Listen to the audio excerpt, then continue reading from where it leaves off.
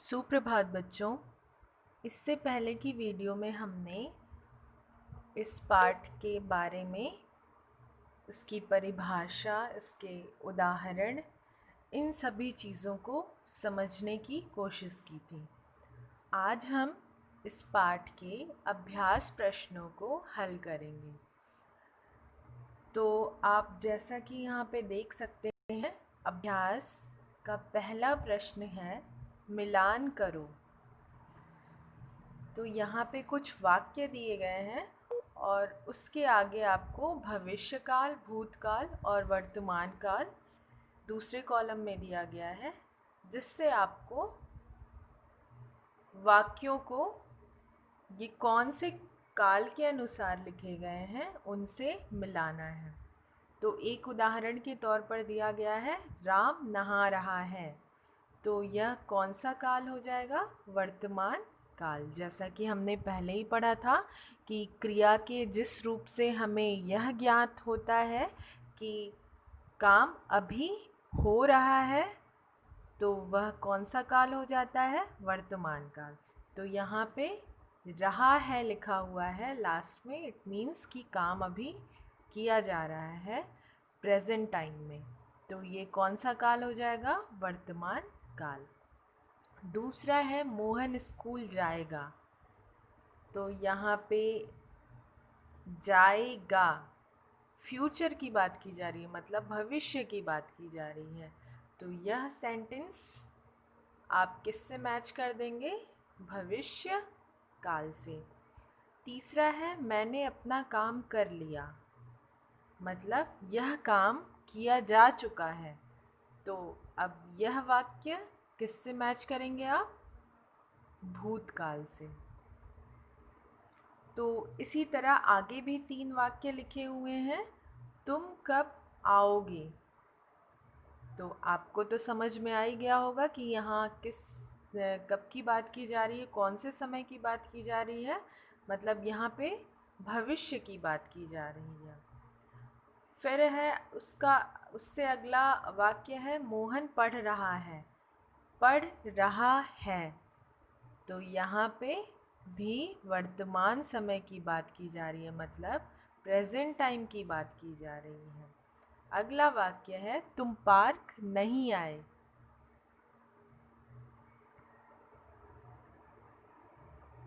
तो यहाँ पे कौन से समय की बात की जा रही है, यह आपको पता लगाना है और आगे दूसरे कॉलम में जो भविष्यकाल, भूतकाल और वर्तमान काल लिखा है उससे इसको मिलाना है। फिर दूसरा प्रश्न है सही पर सही चिन्ह लगाओ। तो यहाँ पे कुछ वाक्य दिए गए हैं और आगे जो आपको काल लिखे गए हैं उसमें से देखना है कि क्या ये वाक्य उसी काल के अनुसार है, और उस पे आपको सही का निशान लगा देना है। तो जैसे पहला है बंदर पेड़ पर कूद रहा है, तो फिर से यहाँ पे वर्तमान समय की बात की जा रही है, तो आप किस पे टिक लगा देंगे? वर्तमान काल। दूसरा है सीता घर गई, तो यहाँ पे आप किस पे टिक लगाएंगे? सीता घर गई, मतलब वह घर जा चुकी है। तो यहाँ पे यह कौन सा वाक्य हो जाएगा? भूतकाल। पिताजी अखबार पढ़ रहे हैं, तो यहाँ पे भी वर्तमान समय की बात हो रही है, मतलब वर्तमान समय में वह अखबार को पढ़ रहे हैं। तो यह वाक्य, इसके आगे आप क्या लिखेंगे? वर्तमान काल।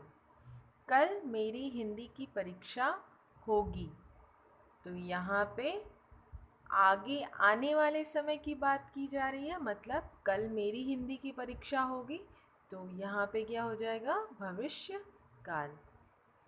अब तीसरे प्रश्न में क्रिया के उचित रूप से वाक्यों को पूरा करना है।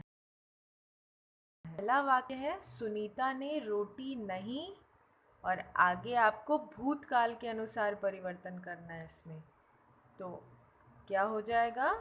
खाना क्रिया का रूप बदलकर खाया। सुनीता ने रोटी नहीं खाई। ठीक है। दूसरा वाक्य, मैं तुम्हारे साथ नहीं। अब आपको भविष्य काल के अनुसार क्रिया में परिवर्तन करना है, तो क्या लिखेंगे? मैं तुम्हारे साथ नहीं खेलूंगा। अगला वाक्य है, हरि अपना काम समय पर करता है। क्यों? क्योंकि आपको वर्तमान काल के अनुसार इसको परिवर्तित करना है। अच्छे बच्चे प्रतिदिन विद्यालय जाते हैं। क्यों? क्योंकि यहाँ भी आपको किसके अनुसार परिवर्तन करना था? वर्तमान काल के अनुसार। तो आपको ये चीज़ें समझ में आ गई होंगी कि जब भी हम किसी काम जो बीत चुका है उसकी बात करते हैं तो वह कौन सा काल होता है? भूतकाल। और जो काम अभी वर्तमान समय में हो रहा हो तो वह कौन सा काल हो जाता है? भविष्य काल। और जो काम आने वाले समय में होने वाला हो तो वो कौन सा काल हो जाता है? भविष्य काल। तो आपको यह सारी चीज़ें समझ में आ गई होंगी, लेकिन आप बुक में तो जैसे दिया गया है वैसे ही आप फिल कर लेंगे। फॉर एग्ज़ाम्पल क्वेश्चन नंबर 1 में मिलान करो लिखा गया है तो आप इसको मैच कर लेंगे। 2 में टिक करो लिखा गया है तो आप इसको टिक कर लेंगे।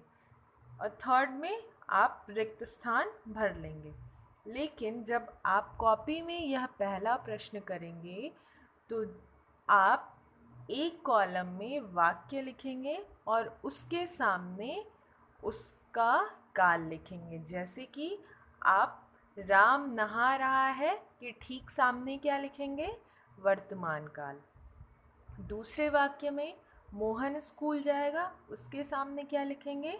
भविष्य काल। मैंने अपना काम कर लिया, इसके सामने क्या लिखेंगे? भूतकाल।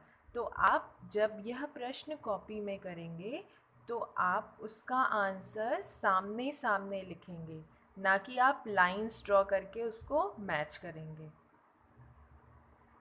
और इसी तरह प्रश्न 2 में भी आप वाक्य लिखेंगे और उसके ठीक सामने वह कौन से काल है सिर्फ वो लिखेंगे। फॉर एग्ज़ाम्पल बंदर पेड़ पर कूद रहा है तो आप उसके सामने ठीक लिख देंगे वर्तमान काल।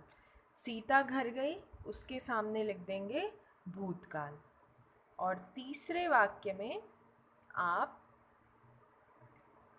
वाक्य में आपको कुछ भी बदलना नहीं है, आपको एज इट इज़ लिखना है। और जो रिक्त स्थान दिया गया है उसमें सिर्फ आपको क्रिया का रूप परिवर्तन करके लिख देना है। जैसे सुनीता ने रोटी नहीं खाई। तो बाकी चीज़ें उम्मीद है आपको समझ में आ गई होंगी। और अगर आपको कोई प्रॉब्लम अभी भी लग रही होगी तो फिर आप व्हाट्सएप ग्रुप में अपने क्वेश्चंस पूछेंगे। धन्यवाद बच्चों।